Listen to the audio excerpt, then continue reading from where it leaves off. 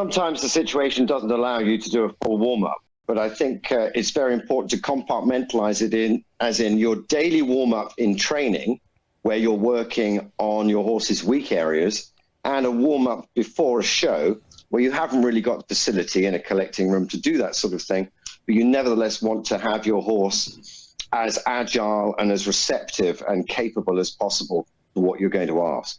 So they are different, but nevertheless, they're sort of very similar anyway. So what are some of the simple warm-ups that you do? Because for me, I'm thinking warm-ups. I'm thinking, I'll make the horse run 10 yards and then stop, and 10 yards and then stop. Just get the heart pumping. Because I remember playing, any kind of, I played basketball in college and stuff, and that's what they make you do. They make you run the lines for a while, and then they go, okay, now let's start. Now that everyone's heart's pumping, let's start shooting around and stuff. So what kind of warm-ups are we talking about?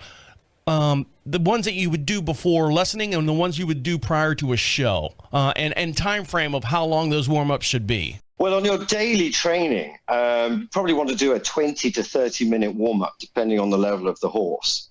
And that should really contain range of motion exercises. And obviously, the preparatory getting the oil up to temperature. But you also want to be focusing on what your horse finds difficult in a suppleness and coordination point of view, and working on that. I mean, it's really, in some senses, with a horse, the chain is only as strong as the weakest link. And if you have one part of the body that is holding the rest of it back,